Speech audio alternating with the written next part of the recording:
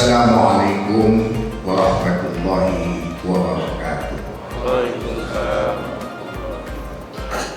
Alhamdulillah alladzi ja'ala syahra siyami Ramadan alladzi unzila fihi al-Qur'an hudan linnas wa bayyinatin minal huda wal furqan. Wa qala Rasulullah sallallahu alaihi wasallam, man shoma Ramadana imanan wa ihtisaban ghufira lahu ma taqaddama min dhanbi. Wa qala aidan, man qoma Ramadana imanan wa ihtisaban ghufira lahu ma taqaddama min dhanbi. Wa qala subhanahu wa ta'ala, yuridullahu bikumul yusra wa la yuridu bikumul usra walitukmilul iddata walitukabbirullaha ala ma hadakum wala'allakum tashkurun. Shadaqallahu wa shadaqa rasul.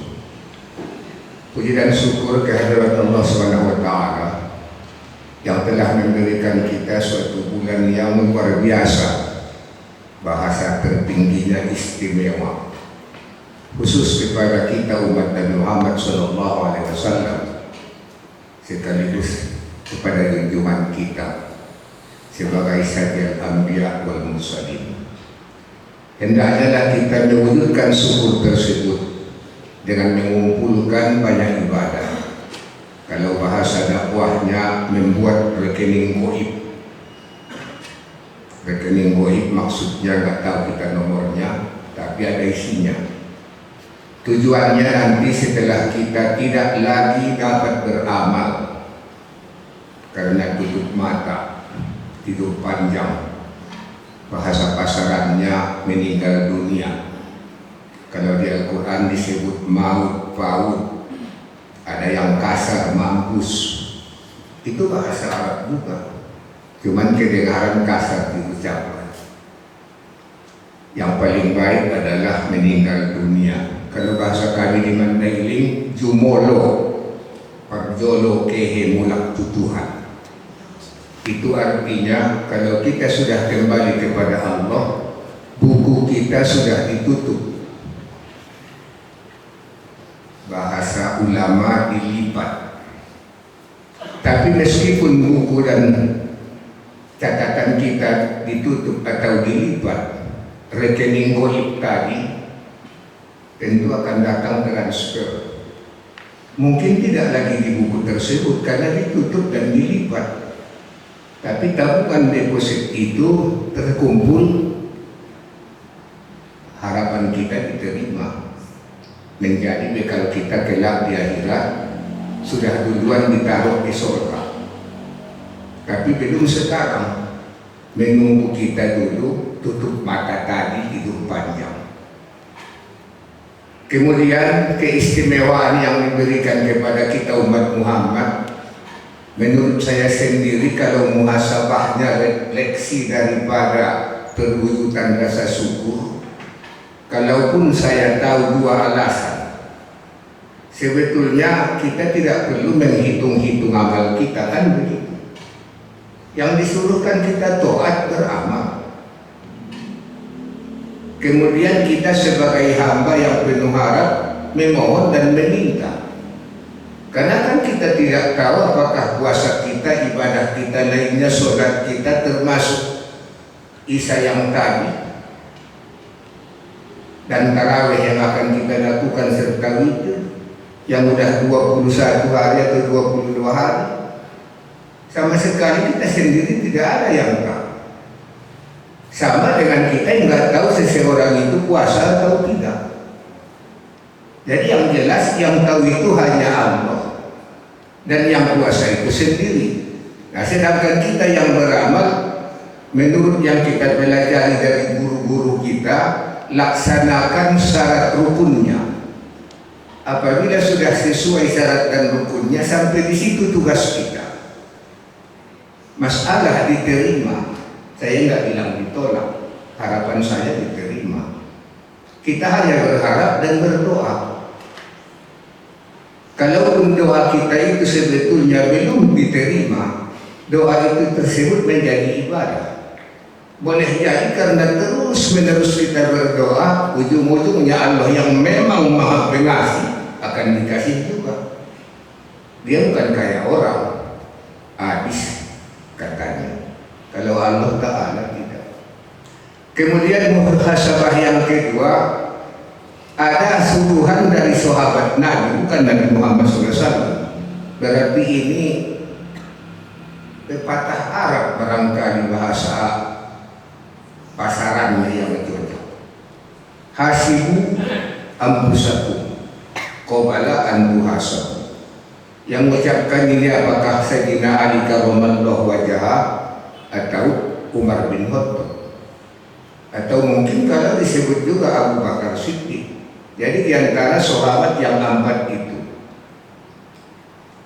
Kalau Nabi kita sallallahu alaihi wasallam hanya berpesan, usahakan kalau kita bicara hari, pekan, minggu, dan bulan, dan tahun, diusahakan kalau tahun ini, kalau ini puasa ini lebih baik dari tahun-tahun lalu. Nakut-nakutin kita dan saya, entah kalau tahun depan Ramadan tetap ada sebelum dia kiamat. Jika bumi masih berputar pada garis edarnya, Ramadan itu tetap datang. Nakut-nakutinya tadi diri saya dan Bapak Ibu sekalian yang ada kekhawatiran, jangan-jangan kita sendiri yang sudah tidak ada. Itu pesan Nabi. Karena siapa yang lebih baik amalnya tahun ini dari tahun kemarin, itu orang yang beruntung. Kalau di Medan tidak merugi dia. Kalau di Medan bahasanya begitu. Karena merugi itu sedih katanya. Makanya kita disuruh mencari kebahagiaan. Hayya alal falah dikumandangkan. Tiap detik itu berbunyi di dunia ini karena dunia ini berputar. Ya ampun terus itu hayya alal falah. Sekarang mungkin lagi di Medan itu dikumandangkan. Habis nanti di sana Isya berkumandang lagi hayya alal falah di Banda Aceh. 4 jam kemudian baru nanti hayya alal falah di Masjidil Haram. Jadi terus dia. Berarti muhasabah di sini yang keduanya mengaplikasikan hayya alal falah ini kepada diri kita. Jawabnya masing-masing. Kalau saya ditanya, Pak Ustadz sudah dapat enggak kebahagiaan? Saya jawab, saya enggak pernah susah, itu aja. Berarti sudah bahagia. Tapi kalau kita semua bahagia yang disebut Rasulullah kan singkat. Bangun kita pagi masih hidup, sehat. Jangan bulan Ramadan. Selain Ramadan ya ada makanan pagi. Karena bicaranya pagi. Kalau Ramadan kan kita nggak bicara pagi, itu fajar, imsak, subuh. Kita anggap dulu tidak Ramadan. Jadi orang bahagia itu kata Rasulullah cuma segitu. Bangun pagi sehat, kalau ada keluarganya juga sehat, dan ada makanan pagi itu. Tapi nggak berlaku selama 8 hari lagi. Karena bicara pagi, biasanya pagi kalau di Medan terbit dulu matahari kan. Tapi karena kita bulan Ramadan mulai masuk imsak yang sesungguhnya, jangan imsak yang 10 menit itu tidak ada itu. Itu siap-siap itu namanya. Ya jangan sampai kelewat batas. Imsak yang sesungguhnya betul sudah menahan, tidak makan lagi, tidak minum. Kita yang ahli hisab, yang suka merokok, enggak merokok lagi. Jadi jangan sedikit lagi tanggung. Kayak Jumat tadi itu di luar dia saya khotbah di sini, dia habiskan itu rokoknya dia. Karena tanggung.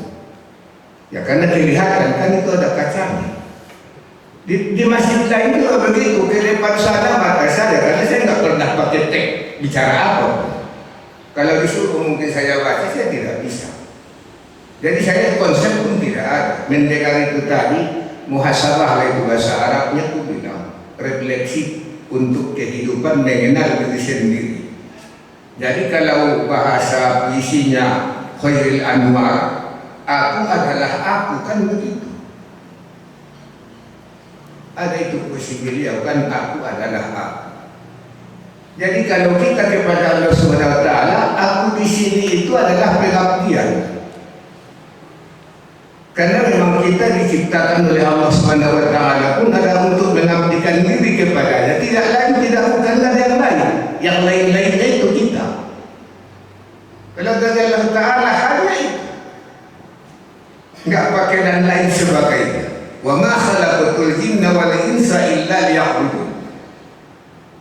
Qaidahnya atiullah wa atiur rasul. Cuma itu. Tinggal hasil tadi muhasabahnya. Muhasabah yang ketiga, kalau saya besok tutup mata tidur panjang atau tadi mati dan meninggal dunia, saya sendiri masih khawatir amal ibadah saya walau saya ustaz. Saya ustaz boleh ceritakan Al-Quran tetap saya baca 2 juz satu hari di luar Ramadan. Kalau di dalam Ramadan 5 juz setiap hari. Saya sudah hatam 5 kali. Itu tidak dia karena saya ustaz untuk menceritakan. Begitupun saya masih khawatir karena di dalam kubur itu tidak sebentar. Walaupun kiamat katanya makin dekat, saya juga 5 tahun itu ditakut-takuti ibu saya. Burhan, pergi kau sholat, pergi kau ngaji, dunia mau kiamat katanya. Saya 5 tahun, sekarang umur saya 66. Berarti 61 tahun lalu sudah dibilang ibu saya mau kiamat. Berarti sama dengan orang Batak ngamuk kan? Awas loh, kubunuh kau nanti katanya. Kan nanti, bukan kubunuh kau.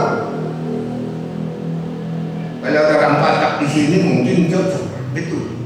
Kubunuh kau nanti katanya. Kan nanti bisa kita minta maaf, nggak jadi dibunuhnya kita.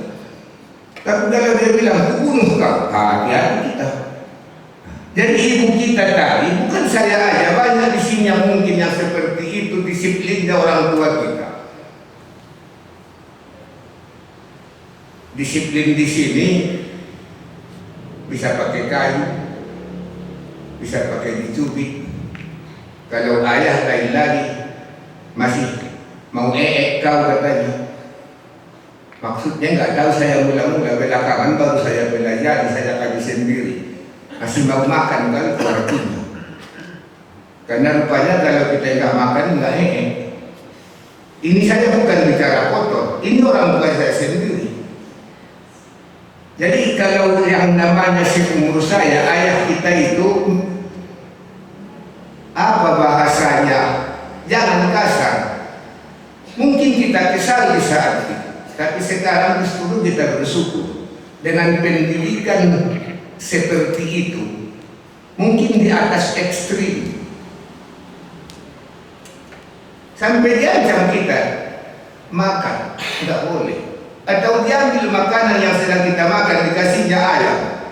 Kalau ayam dikasih makan dipotong dimakan masih enak. Rupanya kalau manusia dipotong nggak ada yang mau dagingnya. Jadi lebih berharga ayam itu.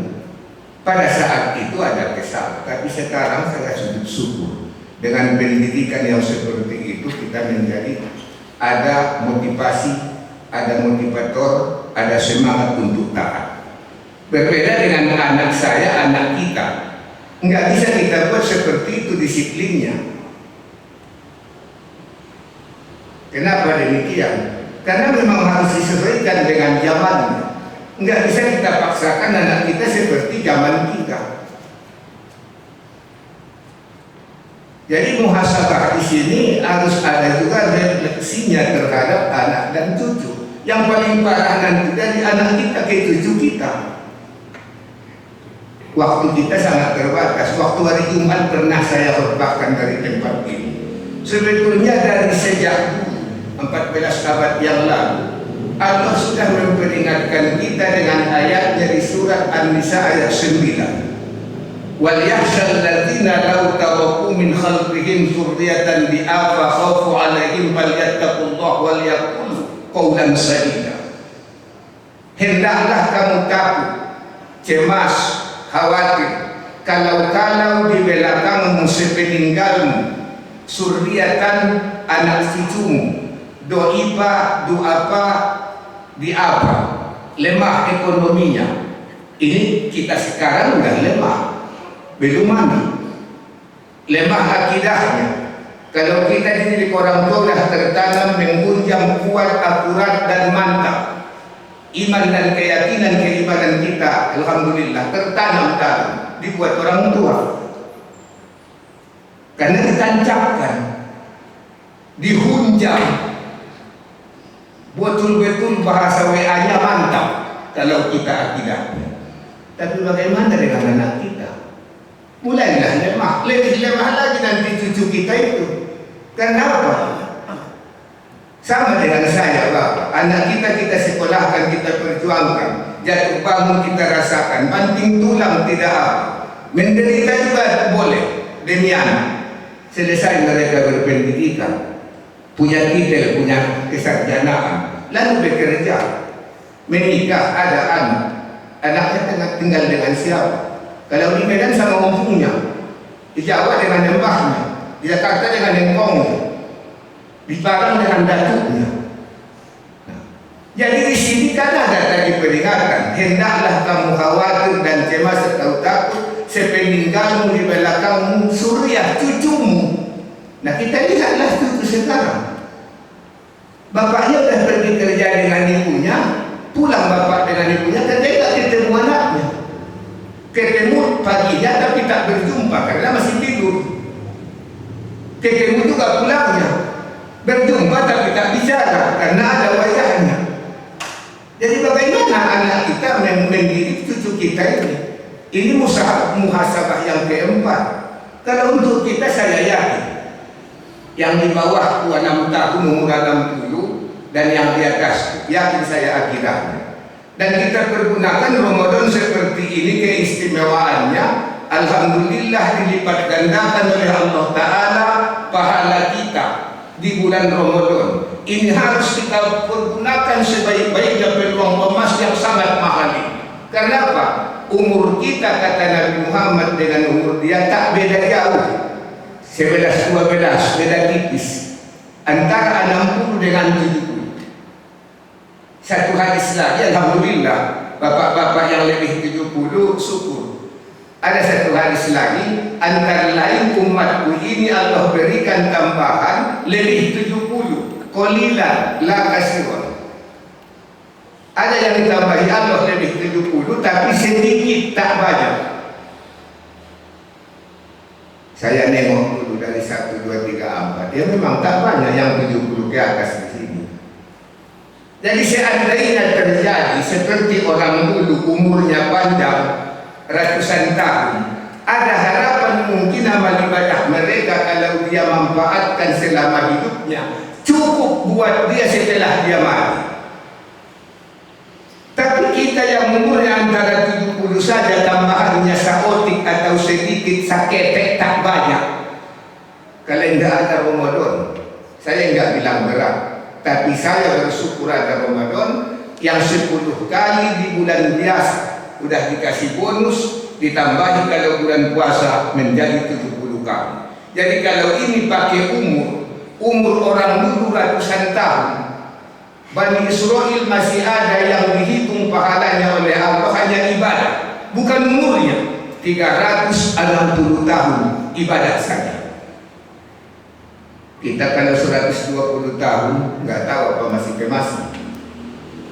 Kalau untuk tahun 2000 saya nggak melihat orang lagi 120 tahun kemas. Tapi sebelum tahun 2000 saya masih melihat orang. Saya nggak bilang kakek-kakek karena ternyata tak nampak dia tua. Duluan dia nyampe kemas, umurnya 127. Nenek saya aja masih kemas, umur 97. Habis waktunya baru kali muntah.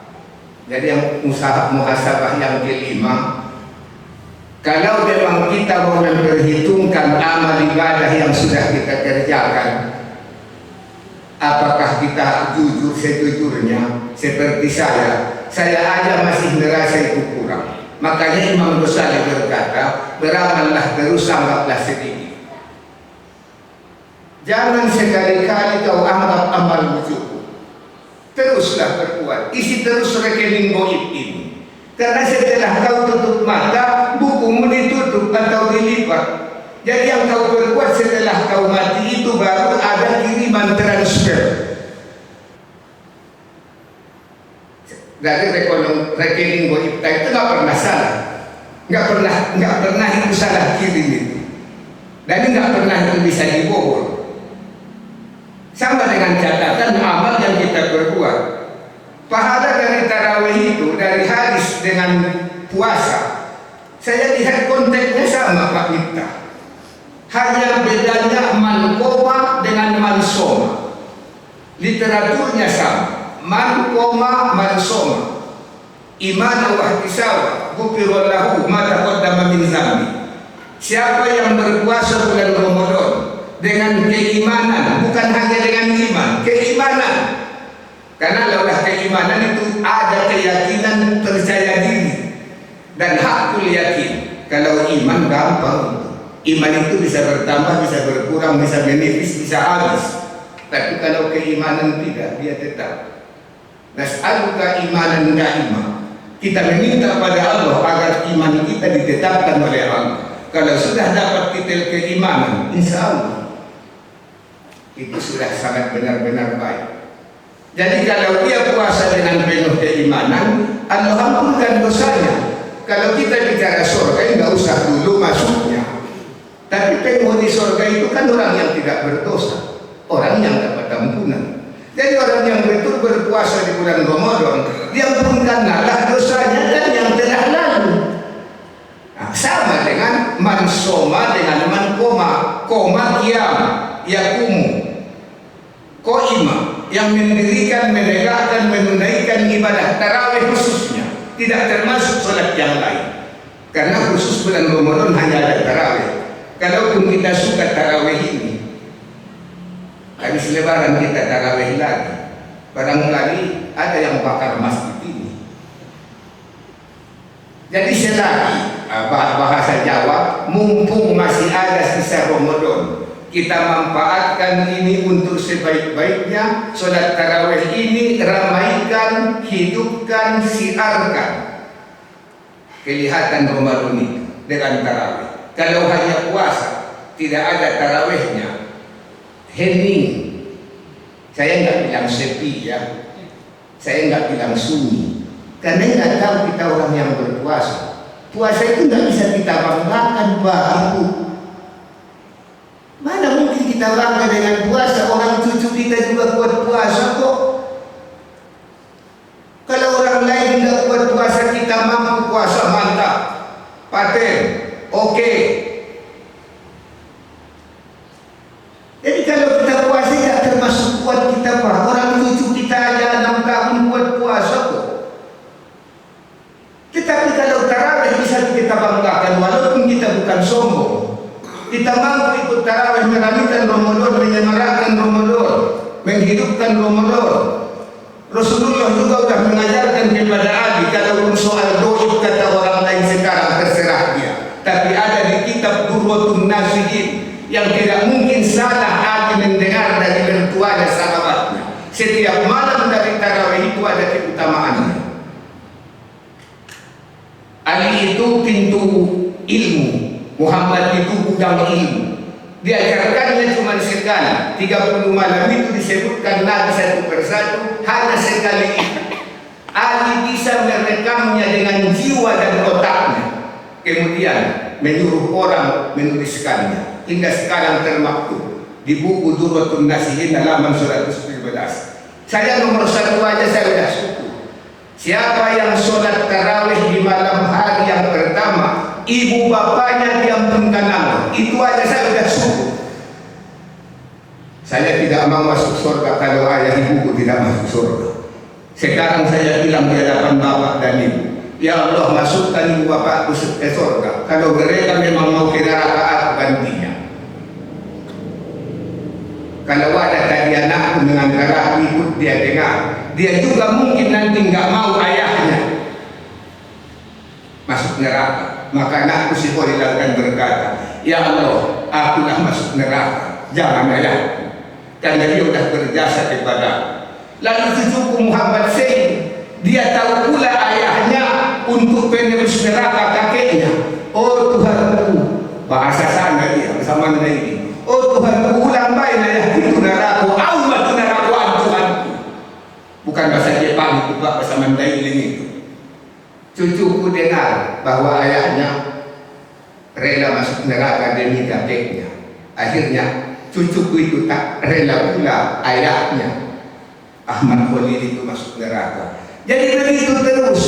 Jadi hum wa aswajuhum bi zilalin alal araiki muttaqun. Hendaknya kita itu nanti dalam surga ada lengkap.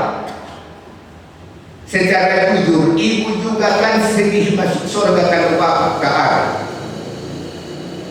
Bapaknya saya tanya, bapak masuk surga, ibu tidak. Saya nggak tanya bapak sedih. Yang saya bicara ibu-ibu. Karena mereka taat kepada bapak, dia dapat surga. Tapi bapak tidak masuk surga. Mana senang ibu di surga itu? Di dunia aja bapak gak pulang, khawatir dia. Kalau bapak ibu tak pulang, gak pernah ditanya. Habis waktu kita Pak.